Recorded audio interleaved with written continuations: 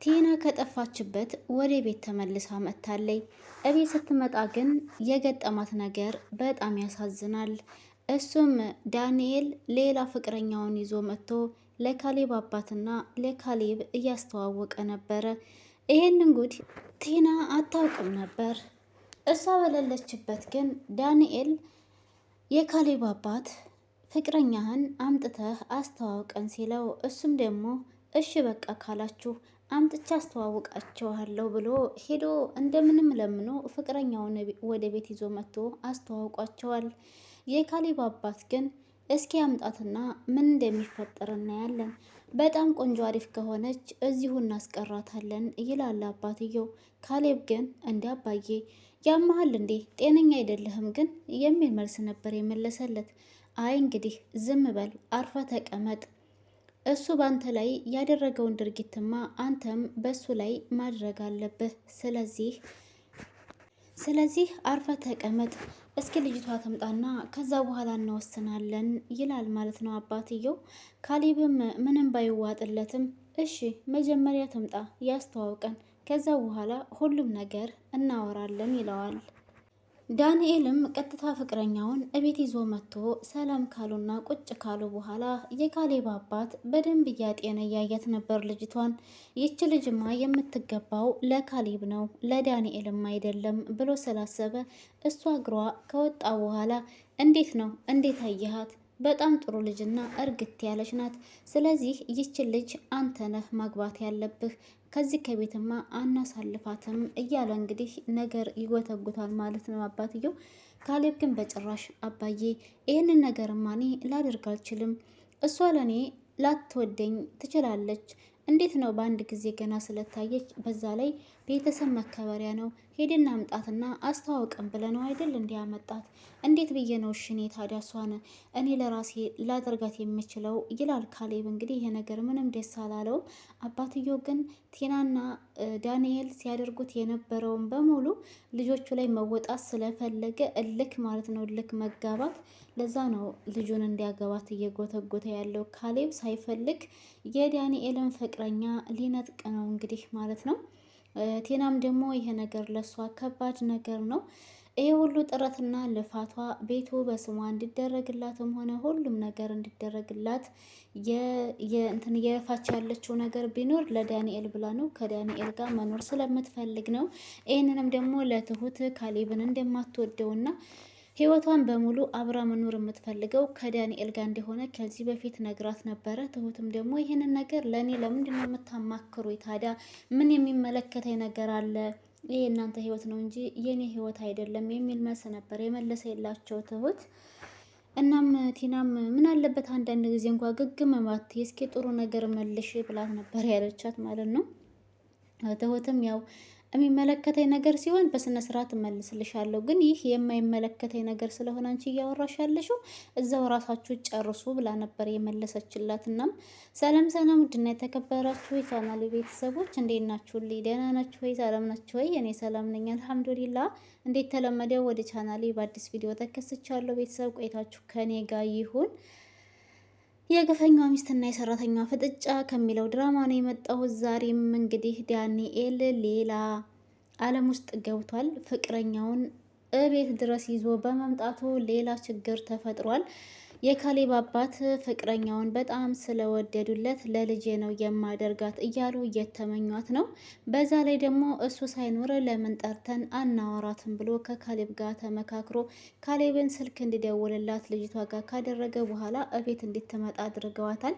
እቤትም ካመጧት በኋላ እንግዲህ ካሌብም አባትየውም አንዳንድ እያሉ ወሬ እያወራሯት ባሉበት አጋጣሚ እስኪ ቆይ ዳንኤል ጋር ልደውልለት ስልክ ብላ ስልኳን ስታነሳ የካሌብ አባት ግን ቆይ እንጂ ቆይ እንጫወት፣ መጀመሪያ ከኛ ጋር እንጫወትና ከዛ በኋላ ስልክ ትደውይለታለሽ ለሱ ብለው ሲሏት፣ እሷም ደግሞ ሸሚዟት በሽ በቃ እንደዛ ከሆነ ትልና አውጥታ የነበረውን ስልኳን መልሳ ወደ ቦርሳዋ ታስቀምጠዋለች። እንደዛ በሆነበት አጋጣሚ እንግዲህ ዳንኤል ደርሷል ማለት ነው። ዳንኤል ጋር ነበር ልደውል ያለችው አይደል?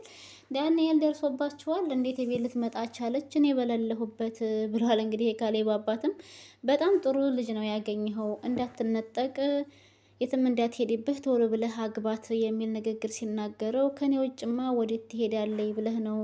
ልንጋባ ወስነናል። ያው ግን አንዳንድ ነገሮች ማሟላት ያሉብን ነገሮች ስላሉ እነሱን እስከምናሟላ ድረስ ነው ብሎ ነው እንግዲህ ዳንኤልም የመለሰለት ለካሌብ አባት። የካሌብ አባት ደግሞ ይችን ዳር እያለው ያለው ያው ለልጁ ስለፈለጋት ነው ልጅቷን ማለት ነው። ልጅቷ ደግሞ በጣም ርግት ያለች ናት። ያው ሴት ልጅ እንደዚህ ረጋ ስትል ሰከን ስትል በጣም ደስ ይላል ያሉ ነው እንግዲህ የካሌብ አባት ለልጅህን ለልጅ ያሉ። የዳንኤል ፍቅረኛም እንግዲህ እኔ ሁል ጊዜ ቀጠሮ ሰልችቶኛል፣ እንጋባለን እያልክ ቆይማ እያልከኝ ይኸውና ስንት ጊዜያችን ነው እና እኔ በጣም ሰልችቶኛል።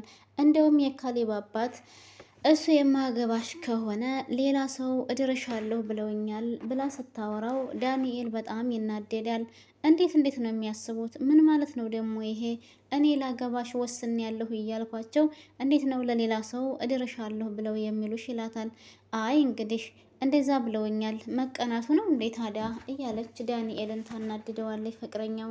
ዳንኤልም ለፍቅረኛው እመኝኝ፣ ከዚህ በኋላ ሁሉም ነገር ያልቃል፣ ትንሽ ቀናት የቀረችን እናም አንድ ላይ እንኖራለን፣ አይዞሽ ተረጋጊ የኔ ፍቅር እያለ እሷ እንዳትናደድ እንዳትበሳጭ በማባበል ይሸኛታል ማለት ነው ወደ ቤቷ። ካሌብ ከአባቱ ጋር ጭቅጭቅ ይዘዋል። አባትየው በጣም አሪፍ እርግብ ትመስላለች፣ ስለዚህ ይችን ልጅ ለአንተ ነው ማድረግ ያለብኝ እያለ ሲለው አባዬ በህግ አምላክ እኔ በጭራሽ እንደዚህ አይነት ነገር ማድረግ አልፈልግም እና ግን ልጅቷን በደንብ አይተሃት ነው ሲለው ካሌብ እንዳላያት ነበር ለአባቱ የመለሰለት። አባቱ ግን እሱስ አይተሃታል እባክህ፣ ያልጠበቅከው ነገርና ያልፈለግከው ነገር እንደሆነ ይገባኛል፣ ግን ደግሞ እነሱ ያደረጉት ድርጊት ከዚህ በላይ ቅጣት ይገባቸዋል። ስለዚህ አሁን የምንቀጣቸው አንድና አንድ የዳንኤልን ፍቅረኛ አንተ በማግባት ነው። ቲናም ደግሞ ከዳንኤል ጋር ያላትን ግንኙነት በዛው እንድትቀጥልበት ማድረግ ነው ያለብን። እሷ ለብዙ ጊዜ ስታሰቃየ ይኖራለች። ይህን እኔን ያሰቃየችኝን ስቃይ ደግሞ እሷ በተራዋ እንድትሰቃየው ስለምፈልግ እኮ ነው ልጄ። ለምንድን ነው እኔ የምልህን ነገር የማትሰማኝ? እያለ ይላል አባትየው። ካሌብ ግን አባዬ እባክህን በማይሆን ነገር ላይ እንዲሆን አታስገድደኝ። እኔ ሳልፈልግ ሁሉም ነገር ይሆናል ማለት አይደለም። ስለዚህ ይሄ ነገር ለእኔ ምንም አላስደሰተኝም የሚል መልስ ይመልስለታል። የካሌብ አባትም ይህንን ስለሚመልስለት እንዴ ልጄ ቆይ አንተ ምን ሆነሃል? እኔ በጣም ጥሩ ልጅ ናት እያልኩህ አንተ ደግሞ አይሆንም ማለት ምን የሚሉት ነው? እነሱ እኮ አንተ እንደምታዝንላቸው ለአንተም ሆነ ለእኔ አላዘኑልኝም ነበር። እድሜ ለትሁት ትሁት ስላለች እስካሁን ድረስ ቆይቻለሁ። ከዚህ በኋላም ፈጣሪ ያውቃል፣ እነሱ ሴራቸው አያልቅባቸውም። አታያትም እንዴ? ያችም እኮ ወረቀቱን ካገኘች በኋላ እልም ብላ ከቤት ውስጥ ጠፋች። አሁን እስኪ የት ነው ያለችው ይባላል ታዲያ እያለ ይላል አባትየው። ካሌብ እኔ ስለዛች አይመለከተኝም፣ የራሷ ጉዳይ። የሄደችበት ነገር ትክክል እንዳልሆነ ሲገባት ተመልሳ ወደ ቤቷ መምጣቷ ስለማይቀር እኔ ስለሷ አልጨነቅም። አሁን እያልከኝ ያለው ነገር ግን አባዬ በጭራሽ አይሆንም። እናም ካሌብ አባትየው እንግዲህ ድርቅ አትበል አንተ ደግሞ ይኸው ጥሩ ሚስት እቤት ቁጭ ብለህ መጣችልህ አይደል እንዴ? ድርቅ ማለት ምንድን ነው እያለ ሲለው ካሌብም አልፈልግም አባዬ የሚል መልስ ነው የመለሰለት። የሰው ሚስት እስከሆነች ድረስ እሷ ለሱ ነው እንጂ ፍቃድ ያላት ለእኔ ፍቃድ ላይኖራት ይችላል። ይሄ ነገር እኮ የማይሆን ነገር ነው። ደግሞም እንደማይሆን እያወቅ አባዬ ለምንድን ነው የምታስገድደኝ? ይላል ካሌብ። አባትየው ግን በጭራሽ ይች ልጅ ለአንተ የምትገባ ናት እንጂ ለዳንኤል የምትገባ አይደለችም። እኔ በደንብ አድርጌ ነው ያየኋት። አሁን እሺ በለኝና ይልቅስ ሁሉንም ነገር እንጀምረው ይላል። አባትየው ለማን ብለህ ነው የምታዝነው? እሱ እኮ ያንተን ሚስት አሸንፎ አፍቅሯታል። እና ታዲያ አንተ የእሱን ሚስት አሸንፈህ ማፍቀር ያቅተሃል እንዴ? እያለ አሁንም ነገሩን መጎትጎቱን አልተወም። እና ከዛ ካሌብ በጭራሽ እኔ ይህንን ትዳር አልፈልገውም፣ የሰው ፍቅረኛ መውሰድ አልፈልግም። ከቴና ጋር ያለኝን ነገር ከጨረስኩ በኋላ ሌላ ውሳኔ የመወሰን ይሆናል። አባዬ በዚህ ነገር ላይ አልስማማም ብሎ ሲለው የካሌብ አባት አኮረፈ። አባዬ ቆይ ግን ዛሬ ልክ አይደለም፣ ቡና ይፈላልህ የሚል ጥያቄ ቢጠይቀውም ስላኮረፈው አልፈልግም በጭራሽ ብሎ እየተነጫነጨ ነው። አባትየው ንዴት በጣም እያበዛ ነው። እናም እንግዲህ ውሃ እየጠጣ ነው። ትሁትም በጣም ግራ ገብቷ አልኳት። እንዲ አባዬ ቆይ ዛሬ ምን ሆነ ነው? ምንድን ነው የተፈጠረው? ዝም ብለህ ውሃ ብቻ ተጠጣለህ ምግብ ሳትበላም እንዴ እያለ ተጠይቀዋለኝ።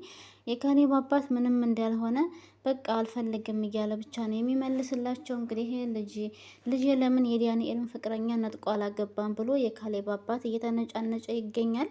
ካሌብም አይፈልግም የሰው ፍቅረኛ መንጠቅ፣ ሌላ ሰው ስለነጠቀው ፍቅረኛውን እሱ መንጠቅ አይፈልግም። እንግዲህ ይሄ መብቱ ነው።